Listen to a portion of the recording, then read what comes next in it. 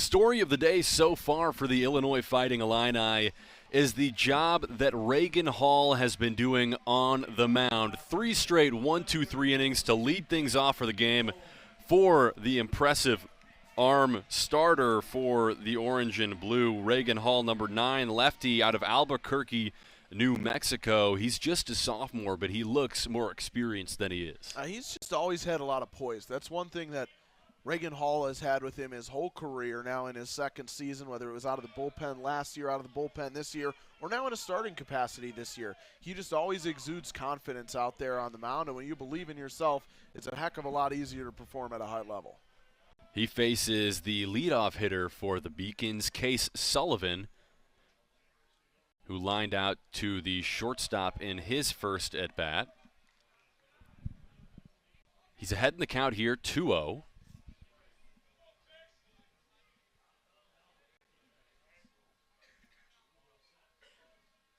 Hall is set, delivers, and that one is pieced. It will fall into the outfield.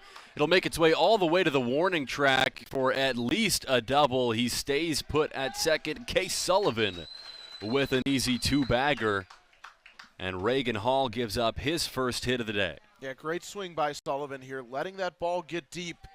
That's the old adage. That's what a lot of hitting coaches will tell you, and that's exactly what he did to great effect there. Not trying to get out in front of a pitch that he knows he can drive the other way, especially when you let the fastball get deep. That allows you then to meet the breaking balls out in front. So Hall dialing it up with the fastball. He lets it get deep in the zone and just catches barrel and shoots it the other way. Here he is again. He fires it in the zone for strike one against Ryan Maka, who walked in his first at bat, but was part of a 6-4-3 double play to end the first inning. We'll see how Reagan Hall can bounce back in this at-bat. Fires that one, launched a county mile. My goodness. Ryan Maka, no doubt.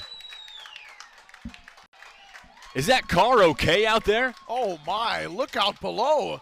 That thing came down with the force of a meteor, Peter. I can't even fathom what I just saw. That's the definition of a no-doubter. So after 3 straight 1-2-3 innings, Reagan Hall gives up a double and a home run.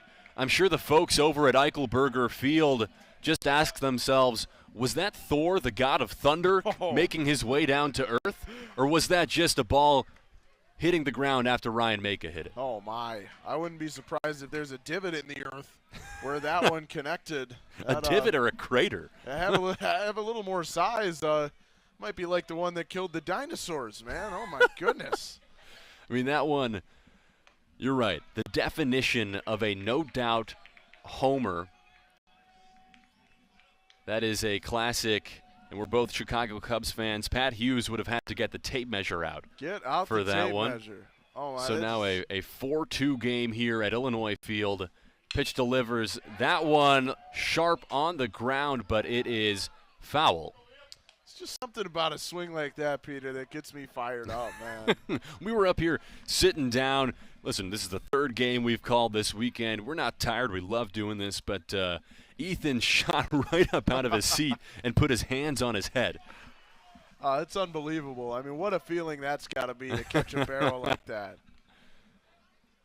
I didn't see exactly where it landed, but it wouldn't surprise me if it carried the Illinois Field sign out there. It's unbelievable swing. I mean, just pure barrel, beautiful launch angle, new school hitting, and there was never a doubt. The only question was how far would it fly. I know, and I was just about to say that. I wonder if maybe during the next break we can go over to Valpo's SID, maybe see if we can get the launch angle and exit velo numbers on that one, because my goodness. Yeah, I mean, that's about as high as you can hit a ball that still clears the yard, and it still made it out by plenty. And I think to just show how crazy that home run was, we're still talking about it 2 minutes later. Here's Jacoby trying to push the pace for the Panthers. Here's Bolis. Hands it off to Stapleton. Baseline drive, and intercepted there by Boswell. Boswell looking up the court. Here's KJ, finds Humrickhouse. Humrickhouse in the paint, off the glass and in for two. This has became a 20-point lead just that quickly with 1 minute into the second half. So 55-35 here in Champaign. College hoops opening day. Stapleton with a mid-range jumper. The bank's open. RT Stapleton. Gotta take them when you can get them. Sure, if it was practice, you would have heard a whole bunch of his teammates saying he didn't call it, but it's a game, so it doesn't matter. Here's KJ with it. Handed off by Ivasic. Back out to Tomislav. Can he get it to go? No. Stapleton with the rebound. Driving into the paint. Nice move. Couldn't kiss it off the glass. Humrickhouse in transition. Intercepted there. Frooster with his eyes up court. Pass to Stapleton. Foul. No good. He's headed to the line. That was a very smart play. If he would have stayed on that left side, Tommy would have definitely sent that to the bleachers.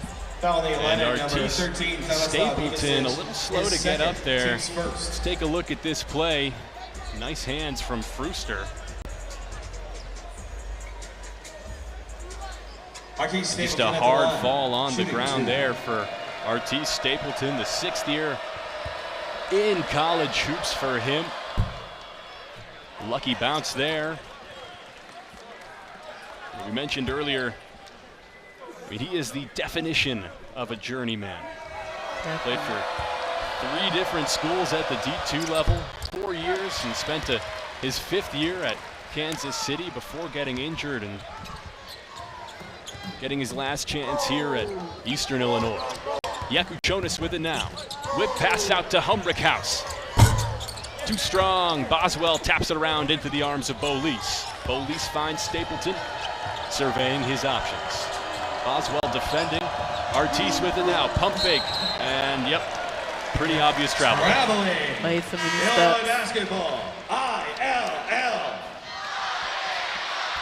The first sub of this second half in for Illinois, Carey Booth, comes in for Ben Humrickhouse. Booth comes from quite the athletic family, Genesis. His sister Carter, All-American volleyball player at Wisconsin. His dad Calvin is the current GM of the Denver Nuggets, has a NBA ring as an executive. Here's White in the paint. Pump fake, trying to drop contact, he does. And mentioned his dad Calvin Booth, GM of the Nuggets. Carey Booth's dad, Calvin, all-time blocks leader at Penn State as well. He enjoyed a 10-year career in the NBA, so really talented family the Booths are. Definitely. When you come from a family of athletes, it's a no-brainer. You have to be one as well, so he's definitely up there. Destined for basketball, and Trey White sinks the first of 2 at the line. Carey Booth, transfer from Notre Dame. Trey White, a transfer from Louisville, spent the season at USC prior to that. You see his stats right there tonight. 3 points, 4 rebounds for one of the starting 5 for the team in orange.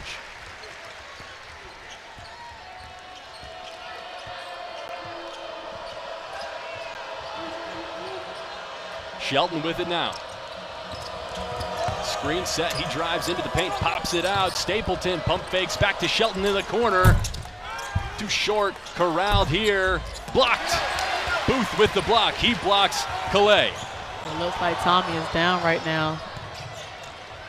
And that is not good for Illinois. Tomislav Ivasic injured on the other end. Kylan, last game you held Mark Sears scoreless against Alabama. Incredible defensive night for you again today. What's your mindset defensively when you step out there on the court? I hear what people say on social media or analytics and stuff like that, and I just kind of take it to heart, burn it as fuel. But I already know he's a great player. I played against him last year. He had a great game, and last game that was kind of my main focus, trying my best for this team. Just kind of, they always say cut his water off. That was kind of my main focus. Missed a couple threes in the first half. We're so pivotal in the second half. What was your message to yourself at halftime? I know how much work I put in, regardless of the ball's not going in. My teammates give me the confidence to keep on shooting. They keep passing me the open shots. I'm not going to be selfish and not shoot those open looks. You're a Champaign kid yourself. If you told little Kylan that you would be wearing an Illinois jersey playing here at the State Farm Center, what would he say? I don't believe you at all. When I first started playing basketball, I was like a little chubby kid just playing for fun. And over time, my dad just helped me get more and more competitive with the game. And then, we're at this point in my life. Thanks so much. Go celebrate. Yeah, George, as you mentioned, Jermaine Hamlin is not the only player with a tie to both Illinois and Eastern Illinois. Dre Gibbs-Lawhorn, the freshman who's already made his presence felt in this one. His father played his freshman season of college hoops in Charleston, where he averaged 8.8 points per game. You got to imagine it's quite a moment for the Gibbs-Lawhorn family, as Dre is already making his presence felt in his first game in front of the Orange Crush here in Champaign. In fact, when I talked to Brad Underwood earlier today, he said that Dre was the player that had taken the biggest jump from day one to now, and said he was as talented a freshman as he's ever had in his time at Illinois. Back to you guys. First of all, Dre, congratulations. In the first half, your presence was felt off the bench on both offense and defense. Can you tell us a little bit about what you saw in that first half that got you going? I saw blood, honestly. Honestly, I just got to thank my teammates for tonight. I feel like I've just been in a rough patch lately, just struggling, getting mentally down on myself, and they've kept me up through it all, coaches, teammates, everybody, so I have really them to thank, and so what I did tonight was for them. Can you tell us a little bit about what it was like scoring 18 in front of a packed State Farm Center against a team that your father played for? It felt great, I know my dad never did nothing like that, so it was amazing. I'm already knowing I'm doing something right. But just to be here in front of all the fans, all my family, it was amazing, and I really got the family atmosphere from it. I love Illinois. Thank you so much, Dre, and congratulations. Yes, Go sir. celebrate. ILL, baby. He had a great weekend, but the Illini are playing offense by committee. I mean, you take a look at Alexander Medvedev. He's got 25 points on the season. Most of those are assists. And when I take a look at ththese standings, I see Minot State, University of Mary, University of Jamestown. The three best teams Illinois has already played. And, the old adage is iron sharpens iron. We'll see if it's the case the rest of the season. And that 4.5 goals allowed per game, that's something the Illini should really try and capitalize on. We've talked about it time and time again. We'll talk about it more later, but they certainly have a chance to ride the hot hand, David Ross. Who do you guys think we should keep an eye out on the Illini for tonight? Peter, let's start with you. Well, I kind of spoiled it a little bit. I said David Ross just a tad too early, but we've talked about it throughout the broadcast. He scored 4 goals in one weekend. But he's got those intangibles as well. He chases after loose pucks. He stands up for his guys. A scrappy freshman. I'm excited. I think he'll have a great weekend. I think the Illini are going to need to follow the razor's blade. Yeah, Andrew, Purdue University Northwest comes into town for the second half of a home and home series. And if it lives up to the billing, it's going to be another good one. But first, let's take a look at how the Illini played last weekend. But the highlight of the night was Roman Cheyenne getting into a fight and getting himself tossed from the game. And while he was leaving, he was hyping up the crowd as he left, Peter. It was electric. Yeah, and that's not the only time he's done that this season. We saw him get into a fight earlier in the season. He didn't get ejected in that one, so we don't have to worry about a 2-game suspension for Roman Cheyenne. But that second line for Illinois is fun to watch. Yeah, and one of the ways Woody has the pedigree of a top goalie in this league is you saw him nearly shut out Minot State earlier in the season. That's the #1 ranked team in the ACHA right now. So he certainly can get it done. And I'm going to choose an offensive player tonight, Alexander Medvedev. He had 3 goals last weekend coming into this weekend.